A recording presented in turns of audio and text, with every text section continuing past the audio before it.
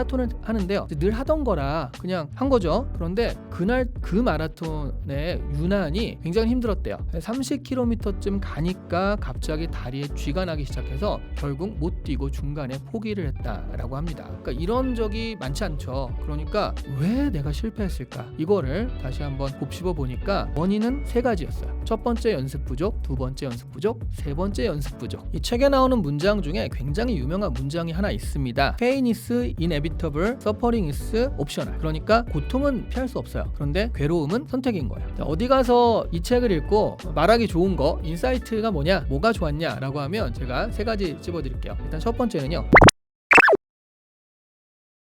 자, 그러다 보니까 이 마라톤을 하면서 결국 인생은 마라톤과 같다, 그런 말도 참 많이 나오잖아요. 그래서 이 책은 마라톤하는 소설가가 썼으니까 얼마나 할 이야기가 많겠습니까? 그런 이야기들이 많이 나오냐라고 한다면 그렇죠. 아무래도 나올 수밖에 없는데 너무 강요해서 나오는 건 아니고요. 근데 이런 얘기들을 하는 거예요. 이 책 안에 있는 얘기인데 본인의 흑역사라고 얘기를 하는 겁니다. 마라톤을 하는데요. 늘 하던 거라 그냥 한 거죠. 그런데 그날 그 마라톤의 유난히 굉장히 힘들었대요. 30km쯤 가니까 갑자기 다리에 쥐가 나기 시작해서 결국 못 뛰고 중간에 포기를 했다라고 합니다. 그러니까 이런 적이 많지 않죠. 그러니까 왜 내가 실패했을까? 이거를 다시 한번 곱씹어 보니까 원인은 세 가지였어요. 첫 번째 연습 부족, 두 번째 연습 부족, 세 번째 연습 부족. 네, 세 가지입니다. 그러면서 느낀 거예요. 그러면서 어느새 적당히 해도 하던 가락이 있으니 괜찮겠지라는 오만함이 자리 잡게 되어서 그렇다라고 이야기를 하는 겁니다. 그러면서요, 건강한 자신감과 불건전한 자만 사이의 벽은 참으로 얇구나, 그런 것들을 이야기합니다. 그러니까 꼭 뭐 강요한다기보다는 자기의 이런 생각을 얘기하는데 그게 또 하고 공감이 되는 그런 포인트가 있는 거예요. 그런데 사실 이런 건 그렇습니다. 저는 그렇게 생각하거든요. 달리기뿐만 아니라 여러분, 입만 뗐다 하면 축구 얘기하시는 분 있죠. 그러면서 인생이 어떤 걸 항상 축구랑 비교하시는 분이 있어요. 축구에 너무 빠져 있는 거죠. 야구를 그렇게 하기도 하고 골프를 그렇게 하기도 하고 피규어 모으는 걸 그렇게 얘기하기도 하고 뭔가 하나에 쭉 빠져 있으신 분들이 있습니다. 이런 분들은요, 정말 입만 열면 그 얘기요.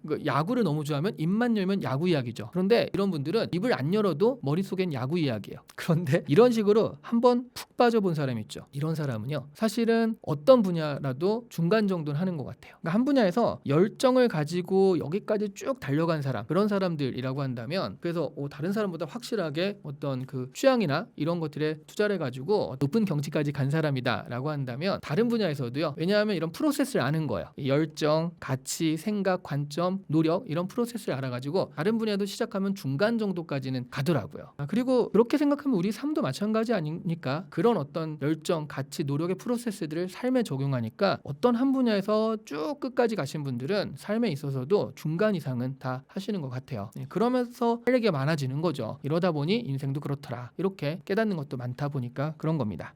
그러니까 무라카미 하루키가 달리기에 대해서 하고 싶은 얘기가 얼마나 많겠습니까? 그런 거 치고는 안 하는 거예요. 그러니까 다른 작품들 보면 그렇게 달리기가 많이 나오는 건 아니니까, 그러니까 굉장히 절제하는 거거든요. 근데 절제했다라고 말하기도 힘든 게, 달리기에 대한 책만 따로 모아서 냈으니까 이게 과연 절제한 것인가라는 생각도 들기도 하죠. 어쨌든 자신의 취미와 이런 것들을 이렇게 글로써 달리기에 대한 에세이까지 낼 정도니까 뭐 이거는 성덕이다라고 할 수 있는 그런 얘기죠. 이 책에 나오는 문장 중에 굉장히 유명한 문장이 하나 있습니다. 무라카미가 어느 러너한테 들었다라고 하는데요. 이게 영어로 뭐냐면 Pain is inevitable, suffering is optional. 그러니까 고통은 피할 수 없어요. 그런데 괴로움은 선택인 거예요. 무슨 얘기인지 아시겠나요? 그러니까 달리면 아픈 건 맞아. 누구나 아파요. 근데 그거는 어쩔 수 없죠. 달리니까 다리가 아파오고 힘든 건 너무 당연한 겁니다. 그런데 그걸 고통, 그러니까 나의 괴로움으로 느끼냐 아니냐는 내 선택이라는 거예요. 그러니까 어떤 힘든 부분은 다 똑같이 있습니다. 근데 그 힘든 것들이 정말 힘든 것, 나 너무 힘들어서 난 포기할래 라고 받아들인 사람이 있고요. 힘든 걸 넘어가지고 내가 이걸 넘어갔을 때 어떤 성취감, 이런 것들을 가지는 사람이 있습니다. 근데 생각해보면요, 여러분, 주말에 자전거를 타고 막 어디 갔다 와요. 남양주 이런 데를 갔다 오고, 뭐 인천 그 바닷길 있죠, 그런 데를 자전거를 타고 갔다 옵니다. 생각해보면 너무 힘든 일이거든요. 저도 한번 한강을 타고서 인천 바다가 있는 데까지 자전거를 타고 이렇게 갔다 온 적이 있는데 죽는 줄 알았어요.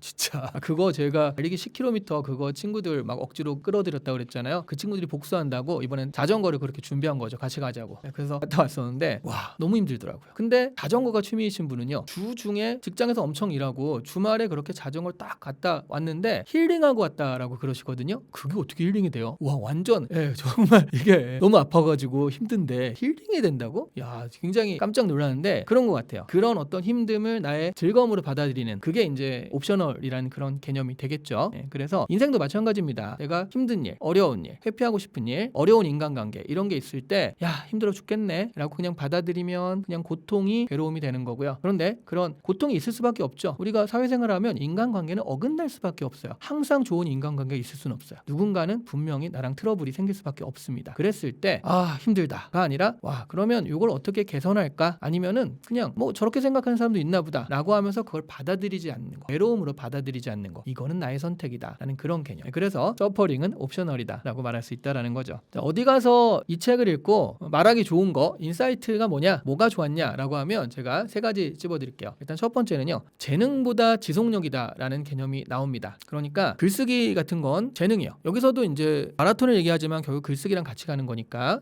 그래서 글쓰기 같은 건 재능입니다. 근데 이 재능에 의존하면요, 재능은 내가 어쩔 수 있는 게 아니에요. 타고나는 거기도 하고, 그리고 때로는 이 재능이 폭발될 때도 있지만 그렇지 않을 때도 있거든요. 그러니까 여기에 의존하면 내가 할 수 있는 건 없어요. 기다리는 수밖에 없죠. 그런데 재능 외에 더 중요한 거, 재능보다는 모르겠지만 재능만큼 중요한 거는 집중력과 지속력이라는 거죠. 이거는 훈련으로 가능하다. 그래서 매일 책상에 앉고 매일 달리기를 하면서 훈련하는 것이다 라는 얘기입니다. 그러니까 이런 집중력, 지속력의 근육을 키운다라고 보시면 될 것 같아요. 왜냐하면 소설 긴 거를 하나 쓰는데 이게 자칫하면 몇 년 걸리는데 그게 단조로움을 계속 견뎌야 되는 그런 일이거든요. 맨날 집필하고 그런 일이다 보니까 바로 그 매일 같은 거리를 달리는 그런 어떤 근력들, 단조로움을 이기는 근력들, 이런 것들을 기르는 일이다. 이게 첫 번째 이야기인 것 같고요. 두 번째는 쇠퇴하는 것마저, 늙어가는 것마저 내가 쿨하게 받아들인다, 이런 개념인데요. 나이가 들면 아무리 연습을 해도요, 기록이 떨어질 수밖에 없어요.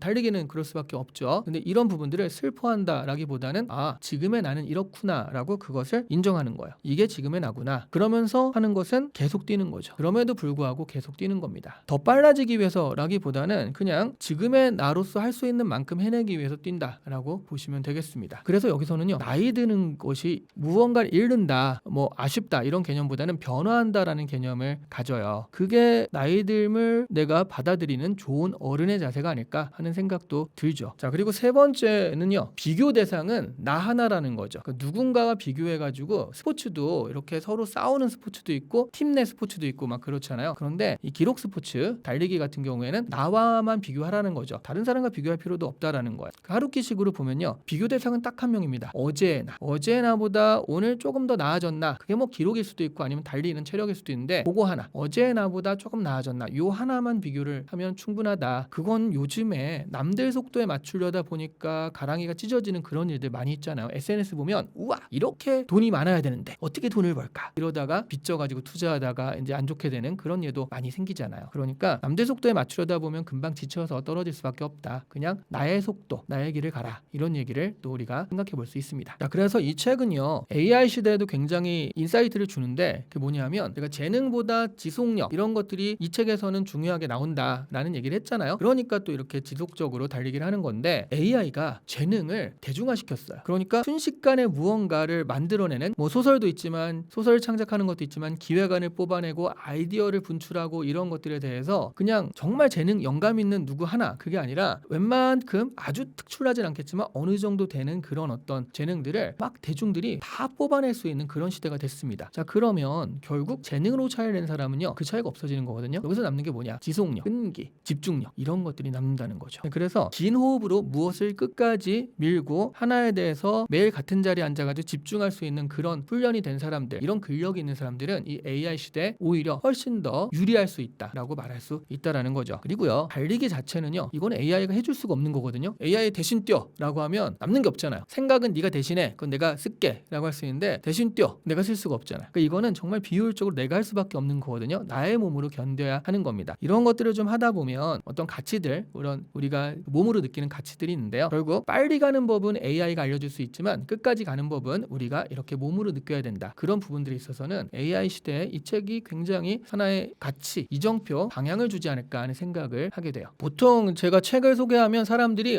한마디로 요약해 주세요, 그런 얘기를 하는데요.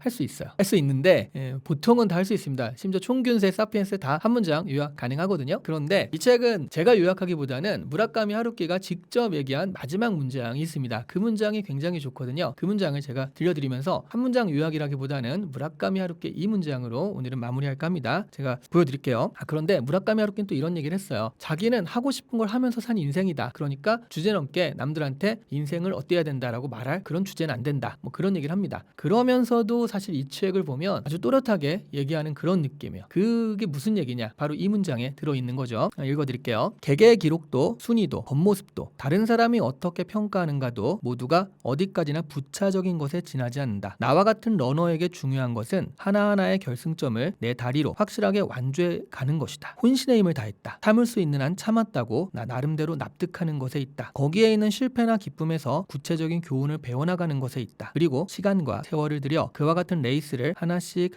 쌓아가서 최종적으로 자신 나름대로 충분히 납득하는 그 어딘가의 장소에 도달하는 것이다. 이런 내용이요. 달리기에만 적용되는 것은 아닐 겁니다. 그래서 이 책이 달리기에 관한 이야기지만 사실은 인생에 관한 이야기다라는 그런 평을 듣는 거죠. 자, 오늘 읽은 척 책방인데요. 그 메시지 자체가 뭐 있는 척 하지 말고 남 눈치 보지 말고 네 다리로 끝까지 가봐라 이런 메시지에 가깝다 보니 읽은 척이라기보다는 오늘은 읽어야 할 책이다 라는 얘기를 다시 한번 강조하면서 마치도록 하겠습니다. 한 번쯤 다 읽어보시면 제가 이거 권했잖아요. 권한 것에 대해서 왜 이런 책을 권했어? 라고 원망은 절대 안 하실 거예요. 진짜 재밌고 그리고 얇고 간단하게 읽을 수 있고요. 그리고 각각 이렇게 조금씩 편편 나눠져 있어서 그걸 한 번에 읽을 필요도 없어요. 지하철에서 왔다 갔다 하면서 읽으시기도 좋으니까 뭐 가능하면 한 번쯤 읽어보는 거 추천드립니다. 말씀드렸지만 전 무라카미 하루키를 굉장히 좋아하는 건 아니에요. 소설 쓰는 무라카미 하루키요. 근데 에세이를 쓰는 무라카미 하루키는 굉장히 좋아합니다. 이렇게 반 나눠서요. 좌반구, 우반구 이렇게 있으면 한쪽 반만 좋아하는 그런 거긴 한데요. 이 에세이는 정말 재밌게 읽을 수 있습니다. 강력하게 추천드릴게요. 감사합니다.